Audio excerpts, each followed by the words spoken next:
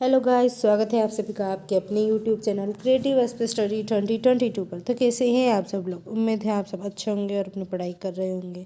तो जैसा कि पिछले एपिसोड में हमने हिस्ट्री में देखा था चैप्टर गुर्जर प्रतिहार और उसे कंप्लीट भी कर लिया था। एक ही पार्ट में हमने उसे कंप्लीट कर लिया था। तो आज भी हम कोशिश करेंगे कि इस एपिसोड में ये वाला जो चौहान वंश वाला जो चैप्टर हमने स्टार्ट कर रहे हैं ये हम आज ही कंप्लीट कर लें। तो चलिए शुरू करते हैं आज का वीडियो। चौहानों की उत्पत्ति से संबंधित मत।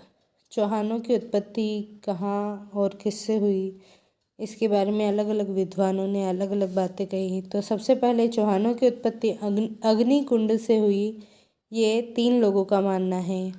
3 लोग कौन कौन थे। पहला चंद्रबरदाई, दूसरा मुहूर्त नेणसी और तीसरे हैं सूर्यमल मिशन।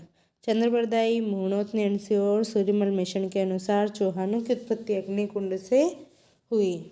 चौहानों को सूर्यवंशी मानते हैं।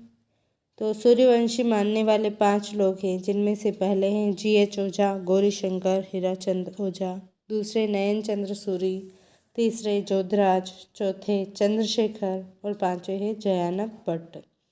तो 5 लोगों ने माना है कि चौहान सूर्यवंशी हैं। GH ओझा, नयन चंद्र सूरी, जोधराज, चंद्रशेखर और जयानक भट्ट।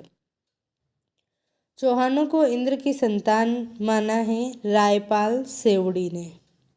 रायपाल सेवड़ी ने क्या माना है कि चौहान इंद्र की संतान है। चौहानों को ब्राह्मण वंशी 5 लोगों ने माना, जिनमें 5 लोग कौन कौन हैं। गोपीनाथ शर्मा, दशरथ शर्मा, नियामत खां, बिजोलिया अभिलेख और चंद्रावती अभिलेख। तो 5 अलग अलग कौन हैं। गोपीनाथ शर्मा, दशरथ शर्मा, नियामत खां, बिजोलिया अभिलेख और चंद्रावती अभिलेख में चौहानों को ब्राह्मण वंशी माना गया है। बिजोलिया अभिलेख में और नियामत खां या जहान कवि की पुस्तक कायम खां रासों में चौहानों को वत्स गोत्रीय ब्राह्मण कहा गया। ब्राह्मणों में भी वत्स गोत्रीय ब्राह्मण कहा। चौहानों को विदेशी मूल का मानते हैं 3 लोग, कर्नल टॉड, विलियम क्रुक और V.A. स्मिथ। V.A. स्मिथ का पूरा नाम है विलियम आर्थर स्मिथ। इन तीनों ने विदेशी मूल का कहा। चौहानों को चंद्रवंशी मानते हैं हांसी अभिलेख और अचलेश्वर अभिलेख। हांसी अभिलेख और अचलेश्वर अभिलेख में इन्हें चंद्रवंशी कहा गया। अब चौहानों की शाखा है पहली, शाकंभरी के चौहान। वासुदेव चौहान इसका पहला शासक है। इसने स्थापना की 551 में शाकंभरी के चौहान वंश की, जो सांभर के आसपास है। चौहानों का आदि पुरुष या प्रथम पुरुष वासुदेव चौहान को कहा गया। राजधानी बनाई अहिछत्रपुर यानी नागौर को और निर्माण किया शाकंभरी माता मंदिर का सांभर जयपुर में। शाकंभरी माता मंदिर का मूल मंदिर है उदयपुर वाटी झुंझुनू में। शाकंभरी माता का मूल मंदिर कहाँ है, तो उदयपुर वाटी झुंझुनू में है। बिजोलिया अभिलेख के अनुसार वासुदेव चौहान ने सांभर झील का निर्माण करवाया, अर्थात इस अभिलेख के अनुसार सांभर झील कृत्रिम झील है, जबकि हम पढ़ते हैं कि सांभर झील प्राकृतिक झील है। लेकिन इस अभिलेख के अनुसार यह कृत्रिम झील है, यह वासुदेव चौहान ने बनवाई, ऐसा कहा गया है। अगला शासक बना गुवक। नागभट्ट द्वितीय प्रथम का आरंभ में सामंत था। चौहानों का पहला स्वतंत्र शासक गुवक कहलाया। उपाधि वीर। निर्माण करवाया हर्षनाथ जी मंदिर का रेवासा सीकर में। गुवक के बाद शासक बने विग्रहराज द्वितीय। विग्रहराज की उपाधियाँ या उपनाम हैं गंगा, मतंगा और खुररंजोदकार। तो 3 उपाधियाँ हैं, गंगा, मतंगा और खुररंजोदकार। चालुक्य शासक मूलराज प्रथम को परास्त किया और निर्माण करवाया आशापुरा माता मंदिर का पड़ोच गुजरात में। विग्रहराज द्वितीय ने रेवासा सीकर में हर्षनाथ प्रशस्ति लिखवाई। विग्रहराज द्वितीय के बाद शासक बने चंद्रराज। चंद्रराज के बाद शासक बने पृथ्वीराज चौहान। पृथ्वीराज चौहान की भी 3 उपाधियां हैं, महाराजाधिराज, परमेश्वर, परम भट्टारक। और पृथ्वीराज चौहान ने परास्त किया बुगली शाह के नेतृत्व वाली तुर्क सेना को और सामंत हट्टड़ मोहिल, इनके सामंत थे हट्टड़ मोहिल, इन्होंने निर्माण करवाया 1064 ईस्वी में जीण माता मंदिर का रेवासा सीकर में। तो जीण माता मंदिर का निर्माण किसने कराया? हट्टड़ मोहिल ने। जयानक भट्ट या पृथ्वीराज विजय के अनुसार पृथ्वीराज फर्स्ट ने 700 चालुक्यों को पुष्कर में मौत के घाट उतारा। जयानक भट्ट की पुस्तक है पृथ्वीराज विजय। तो हम कहेंगे कि जयानक या भट्ट या पृथ्वीराज विजय के अनुसार पृथ्वीराज फर्स्ट ने 700 चालुक्यों को पुष्कर में मौत के घाट उतारा। शाकंभरी का चौहान वंश, यह 2 शाखाओं में बट गया। पहला नाडोल के चौहान और दूसरा अजमेर के चौहान। तो नाडोल के चौहानों के संस्थापक लक्ष्मण चौहान कहलाते हैं। इसकी शाखा जालोर के चौहान वंश, आगे चलकर इसकी एक और शाखा हुई जालोर के चौहान वंश, जिसके संस्थापक कहलाते हैं कीर्तिपाल चौहान। शाकंभरी के चौहानों की दूसरी शाखा अजमेर का चौहान वंश, इसके संस्थापक अजय राज। और अजमेर के चौहान वंश की दूसरी शाखा हुई रणथंभौर के चौहान, जिसके संस्थापक रहे गोविंद राज। अब हम देखते हैं अजमेर का चौहान वंश। तो इसके संस्थापक थे अजय राज। अजय राज का एक बेटा हुआ अर्णोराज। अर्णोराज ने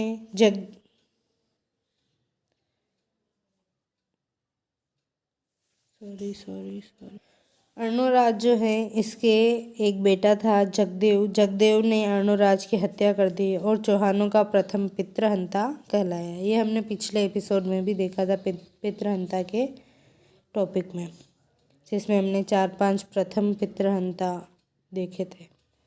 तो अर्णोराज के बेटे जगदेव ने अर्णोराज की हत्या कर दी। अर्णोराज के 3 बेटे थे, जगदेव, विग्रहराज और सोमेश्वर। ये जो नंबरिंग कर रखी है वो शासकों के नंबर है कि सबसे पहले शासक बना अजय राज, फिर बना अर्णोराज, अर्णोराज के बाद जगदेव, जगदेव के बाद विग्रहराज चतुर्थ, फिर शासक बना अपर गांगेय, अपर गांगेय के बाद पृथ्वीराज द्वितीय, पृथ्वीराज द्वितीय के बाद सोमेश्वर, सोमेश्वर के बाद शासक बना पृथ्वीराज तृतीय। तो ये नंबर इसके हैं। पृथ्वीराज तृतीय के बाद गोविंदराज शासक बना। तो हम इसे देखते हैं कि अर्णोराज के 3 बेटे थे, पहला जगदेव, दूसरा विग्रहराज चतुर्थ और तीसरा था सोमेश्वर। तो जगदेव जो था वो अपने पिता की हत्या करके शासक बन गया, जिसे गद्दी से हटाकर विग्रहराज चतुर्थ शासक बना। और विग्रहराज चतुर्थ के 2 बेटे थे, अपर गांगेय और नागार्जुन। जो अपर गांगेय अपने पिता विग्रहराज चतुर्थ के बाद शासक बना और नागार्जुन गुड़गांव चला गया। अपर गांगेय की हत्या कर दी और पृथ्वीराज द्वितीय जो जगदेव का बेटा था वह शासक बना और इसकी निसंतान मृत्यु हो गई। तो इसके बाद शासक बना सोमेश्वर जो विग्रहराज और जगदेव का भाई है। तो सोमेश्वर शासक बना और इसके 2 बेटे थे, पहला पृथ्वीराज थर्ड और दूसरा हरिराज। तो पृथ्वीराज थर्ड अपने पिता के बाद शासक बना और हरिराज अजमेर के चौहानों का अंतिम राजा बना। तो इससे पहले और कौन राजा बना? तो पृथ्वीराज के थर्ड के बाद शासक बना गोविंदराज, जो 9वां शासक था। 1194 में इसने स्थापना की रणथंभौर में चौहान वंश की। इसे गद्दी से हटाकर हरिराज शासक बना और हरिराज अजमेर के चौहानों का अंतिम राजा रहा। अब आगे आता है अजमेर का चौहान वंश। तो अजमेर का जो चौहान वंश है इसका संस्थापक हमने देखा अजय राज है।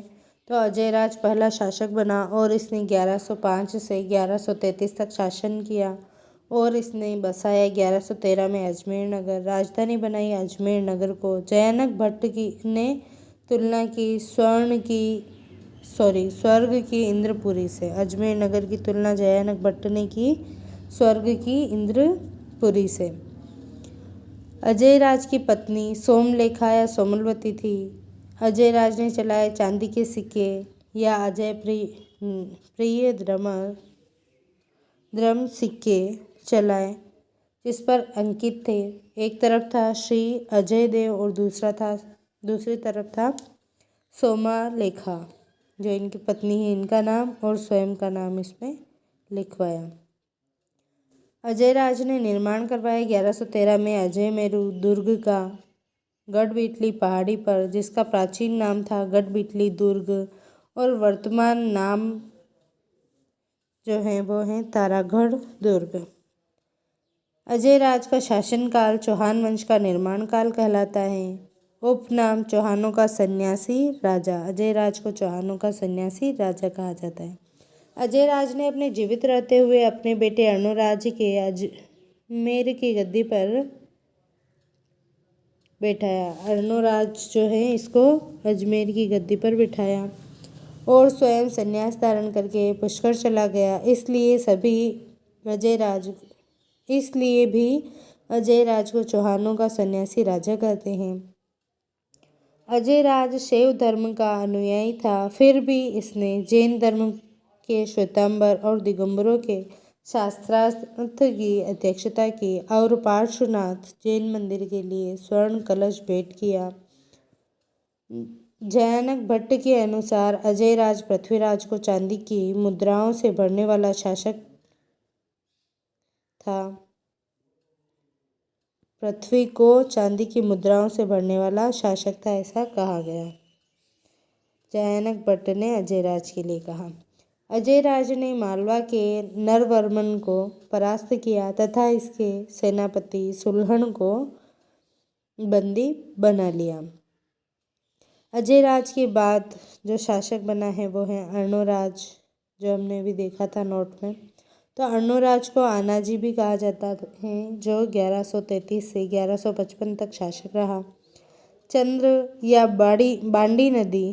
नदी या बांडी नदी को रोककर इसने आना सागर झील का अजमेर में निर्माण करवाया।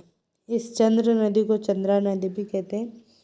तो आना सागर झील के किनारे जहांगीर और शाहजहां ने अलग अलग निर्माण करवाया। तो शाहजहां ने बनवाया संगमरमर की 12 दरी का निर्माण करवाया और जहांगीर ने निर्माण करवाया चश्मा-ए नूर महल, चश्मा-ए नूर कृत्रिम झरने और दौलत बाग या सुभाष बाग का निर्माण करवाया। अर्णोराज जो हम पढ़ रहे थे उसी में आगे देखते हैं। तो इन्होंने निर्माण करवाया ब्रह्माजी मंदिर का पुष्कर अजमेर में। इसी को वराह मंदिर के नाम से भी जाना जाता है। ब्रह्माजी मंदिर का अन्य नाम अन्य मंदिर कहाँ हैं तो ब्रह्मा जी के 3 ही मंदिर है। जैसे पहला पुष्कर अजमेर में हमने पढ़ा, दूसरा आसोत्रा बालोत्रा में और तीसरा छींच बांसवाड़ा में। ब्रह्मा जी मंदिर के पास पुष्कर में सावित्री माता का मंदिर स्थित है। 3 मई 2016 को सावित्री माता मंदिर पर राजस्थान का तीसरा रोपवे प्रारंभ किया गया, जिसकी लंबाई लगभग 720 मीटर है। ब्रह्मा जी मंदिर के बाहर पहरेदार के रूप में सूर्य भगवान की बूट यानी जूते पहने हुए प्रतिमा लगी हुई है। बूट पहने हुए सूर्य मंदिर पूछा जाए तो भी यही कहलाता है। दरबारी विद्वान अर्णोराज के 2 दरबारी विद्वान हैं, पहला देवबोध और दूसरा धर्मघोष। इन्होंने परास्त किया मालवा के नरवर्मन को, तुर्क सेनापति बाइलीम खां को और गुजरात के सिद्धराज जयसिंह को, जो चालुक्य शासक था। सिद्धराज जयसिंह की बेटी कांचन देवी और बेटा कुमारपाल चालुक्य था। कुमारपाल चालुक्य था। कुमार नहीं है, कुमार है। कुमारपाल चालुक्य। अर्णोराज का विवाह कांचन देवी से हुआ, जो सिद्धराज जयसिंह की बेटी थी। इससे इन्होंने विवाह कर लिया और 1145 ईस्वी में आबू का युद्ध अर्णोराज वर्सेस कुमारपाल चालुक्य की जीत हुई। और अर्णोराज की बहन थी जाल्हन देवी, जिससे कुमारपाल चालुक्य ने विवाह किया। तो कुमारपाल चालुक्य की जो बहन है कांचन देवी, इससे विवाह अर्णोराज ने किया और अर्णोराज की बहन जाल्हन देवी से विवाह किया कुमारपाल चालुक्य ने। इसके बाद शासक बने विग्रहराज चतुर्थ। 1158 से 1163 तक शासक रहे। उपनाम या उपाधि है बैसल देव, कवि बांधव बंधु या कटि बंधु, विद्वानों में प्रथम, विद्वानों का आश्रय दाता। इन्होंने विग्रहराज चतुर्थ ने नाटक लिखा था जिसका नाम है हरिकेली, जो संस्कृत भाषा में लिखा गया। यह किरातार्जुनीयम ग्रंथ पर आधारित है। किरातार्जुनीयम ग्रंथ जो है वो है भारवी द्वारा लिखित है। इसमें यानी हरिकेली में महाभारत के समय शिवजी और अर्जुन के मध्य हुए युद्ध का उल्लेख मिलता है। किलहोर्न ने कहा कि विग्रहराज चतुर्थ एकमात्र ऐसा हिंदू शासक था जो कालिदास और भवभूति की होड़ कर सकता था। विग्रहराज चतुर्थ के दरबारी विद्वान थे 3 धर्मघोष सूरी। इनके कहने पर विग्रहराज ने एकादशी के दिन पशु बलि पर रोक लगाई थी। दूसरा जो विद्वान था वो था नरपति नाल्ह। इनकी पुस्तक बिसलदेव रासो, जो गोडवाड़ी भाषा में लिखी गई। और बिसलदेव रासो जो है, इस पुस्तक में बिसलदेव और राजमती के प्रेम संबंधों का उल्लेख किया गया। तीसरा दरबारी विद्वान है सोमदेव। इनकी पुस्तक ललित विग्रहराज जो पुस्तक है, इस पुस्तक में विग्रहराज और स्वर्ग की अप्सरा देसल दे के प्रेम संबंधों का काल्पनिक उल्लेख है। विग्रहराज को विद्वानों में प्रथम बताया। सोमदेव ने विग्रहराज को विद्वानों में प्रथम बताया। विग्रहराज चतुर्थ ने अजमेर में साहित्यिक सम्मेलन बुलाया जिसकी अध्यक्षता सोमदेव ने की। विग्रहराज चतुर्थ ने परास्त किया गजनी के खुसरू शाह को और तोमर शासक तंवर को। यह दिल्ली का शासक था और तंवर ने से दिल्ली जीता। हरिकेली नाटक की चौपाइयाँ 2.5 दिन के चौपड़े की दीवारों पर तथा ब्रिस्टल इंग्लैंड में राजा राम मोहन राय की समाधि पर अंकित है। विग्रहराज चतुर्थ ने शिवालिक स्तंभ शिलालेख लिखवाया जिससे विग्रहराज की दिल्ली विजय की जानकारी मिलती है। इसने जावालीपुर या जाबालीपुर, जिसे जालोर कहा जाता है, का नाम बदलकर ज्वालापुर रखा। इसका शासन काल चौहान वंश का स्वर्णकाल है। बिसलपुर कस्बा बसाया और निर्माण करवाया गोकर्णेश्वर महादेव मंदिर का।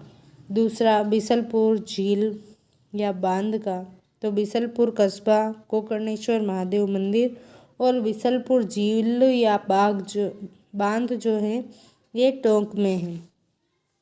तीसरा निर्माण करवाया सरस्वती कंठाभरण संस्कृत पाठशाला का 1158 में अजमेर में करवाया। सरस्वती कंठाभरण संस्कृत पाठशाला को तुड़वाई कुतुबुद्दीन ऐबक ने और इसके स्थान पर निर्माण कराया 2.5 दिन के झोपड़े का अजमेर में। और यह राजस्थान की पहली मस्जिद है। 2.5 दिन का जो झोपड़ा है वह राजस्थान की पहली मस्जिद है। यह 16 खंभों का महल कहलाता है। जॉन मार्शल ने 2.5 दिन में निर्माण होने के कारण इसे 2.5 दिन का झोपड़ा होने के बारे में बताया। पर्सी ब्राउन ने 2.5 दिन का उर्स लगने के कारण 2.5 दिन का झोपड़ा कहा जाता है ऐसा कहा। और कर्नल टोड ने क्या कहा, हिंदुस्तान में इससे मजबूत इमारत नहीं देखी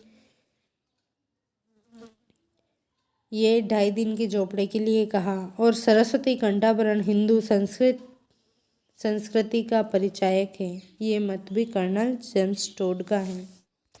इसके बाद शासक बना सोमेश्वर, जो 1169 से 1177 तक शासक रहा।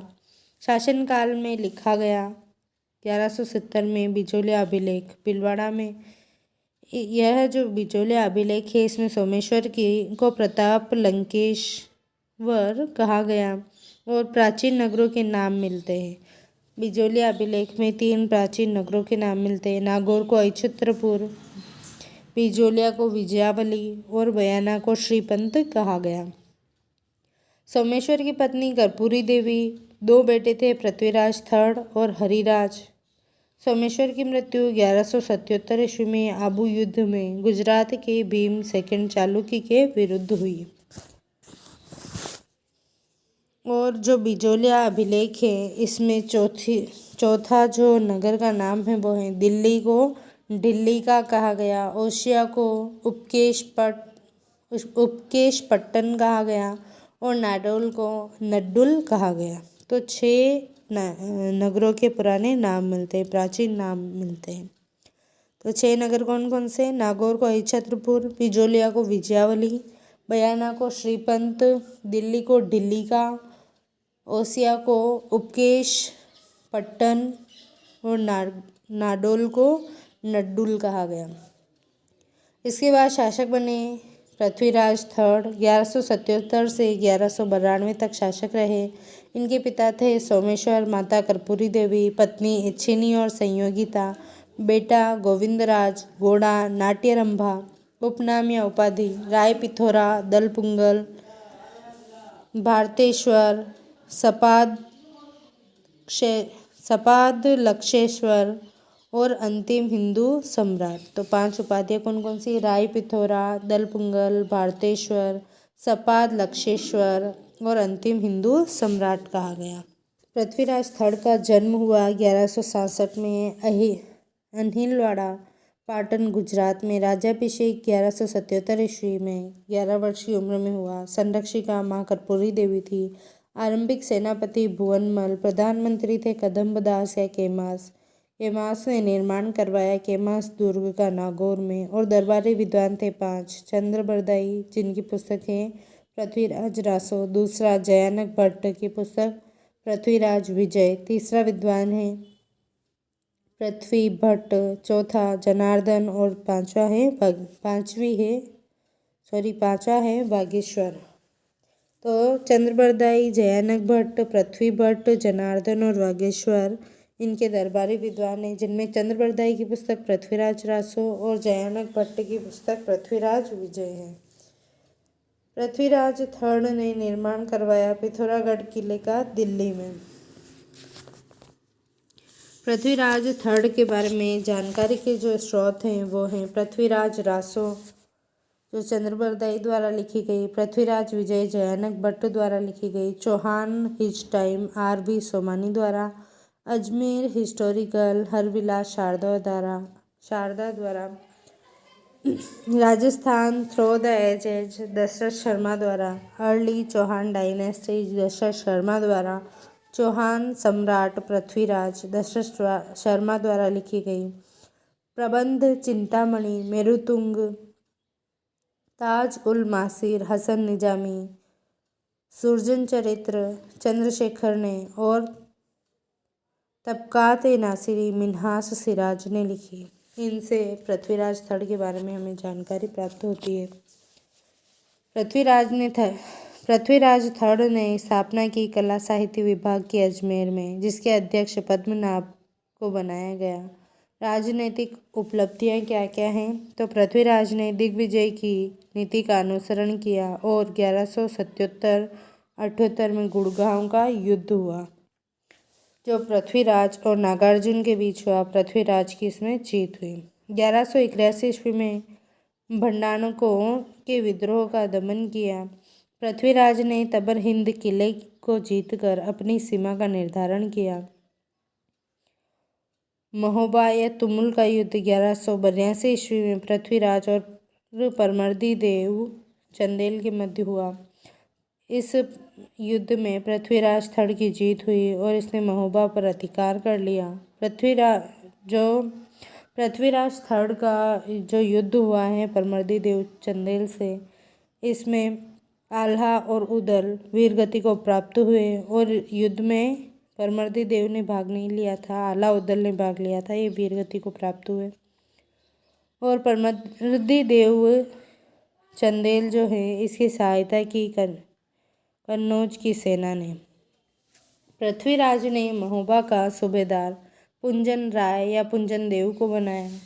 1184 ईस्वी में नागौर का युद्ध पृथ्वीराज और भीमराज द्वितीय चालुक्य जो गुजरात का शासक था, इन दोनों के बीच हुआ। जगदेव प्रतिहार की मध्यस्थता से पृथ्वीराज और भीम सेकंड के मध्य संधि हुई। 1187 ईस्वी में पृथ्वीराज ने कन्नौज के जयचंद्र गढ़वाल की बेटी संयोगिता का स्वयंवर से अपहरण किया तथा गंधर्व विवाह किया। मोहम्मद गौरी ने तबर हिंद किले पर अधिकार किया तथा यहाँ का सूबेदार काजी जियाउद्दीन को बनाया। 1191 ईस्वी में तराइन का प्रथम युद्ध हुआ जो पृथ्वीराज और गौरी के बीच हुआ। पृथ्वीराज की जीत हुई। सेनापति था खांडे राव। 1192 ईस्वी में तराइन का द्वितीय युद्ध हुआ जो पृथ्वीराज और गौरी के बीच हुआ। पृथ्वीराज की हार हुई, इसे बंदी बनाया गया और अंधा कर दिया गया। इसके बाद गजनी ले जाया गया। गजनी पड़ता है अफगानिस्तान में। यहीं पर गजनी में ही पृथ्वीराज की समाधि स्थित है और इनका स्मारक तारागढ़ अजमेर में है।